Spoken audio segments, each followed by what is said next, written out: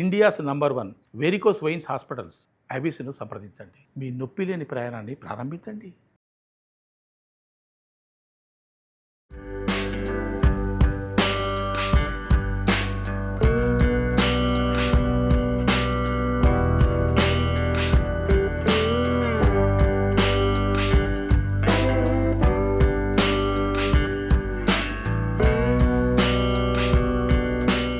నమస్కారం. రకరకాల రోటి పచ్చళ్ళు చేసుకుంటున్నాం. మామిడికాయ పచ్చడి చేసుకుందాం. జనరల్గా ఇది తెలుసు కదా అందరికీ. కలెక్టర్ కాయ అంటాం, తోతాపూరి అంటాం, మన వైపు రకరకాల పేర్లు.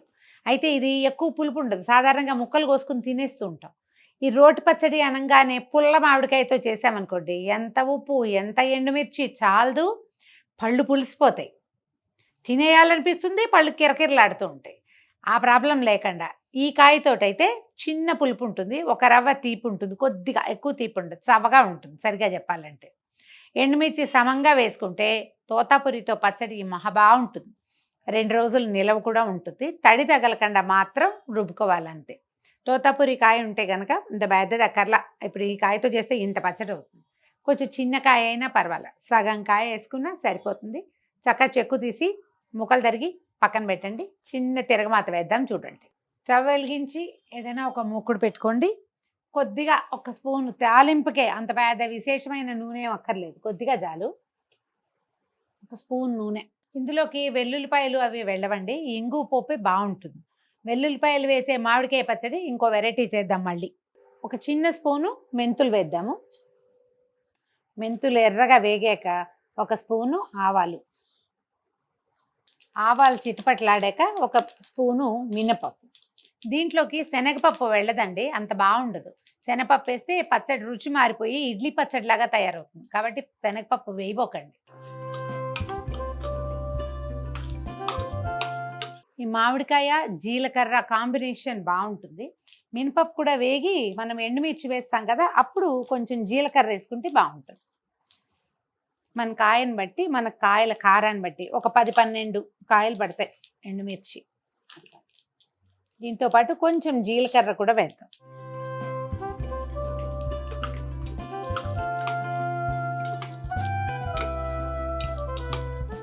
కొద్దిగా ఇంగు వేద్దాము. మీ దగ్గర ఏదైనా పాల ఇంగు ఉంటే ఒక చిన్న పలుకు వేసుకుంటే సరిపోతుంది. కరివేపాకు ఆప్షనల్ అండి, ఇష్టం ఉంటే వేసుకోండి.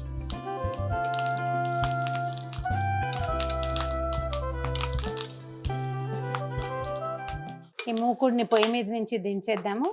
కొంచెం తీసి పక్కన వేరే పాత్రలో పెట్టుకుంటే చల్లారిపోతుంది.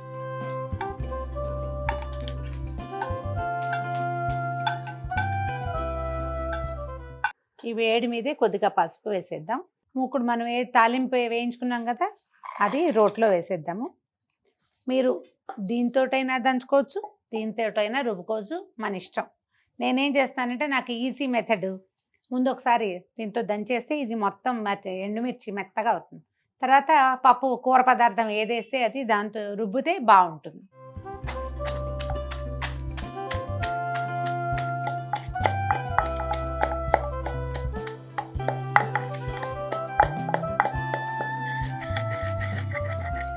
ఈ పోపును మెత్తగా నూరేసాక ఇప్పుడు మామిడికాయ ముక్కలు వేసి రుబ్బేసుకోవటమే.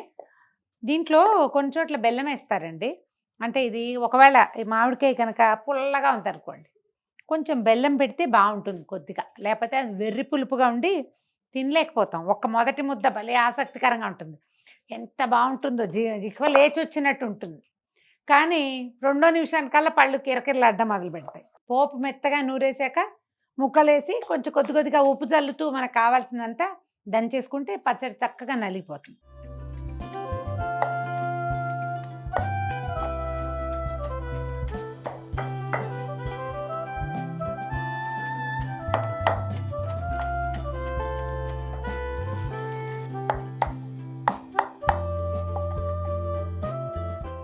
కొంచెం 1 చిట్టి ముక్కలున్నా బాగానే ఉంటుందండి. ముక్కలు కూడా లేకుండా చాలా పేస్ట్ శుద్ధలాగా చేయాల్సిన అవసరం అయితే లేదు. చూద్దాం ఇది ఎలా వచ్చిందో.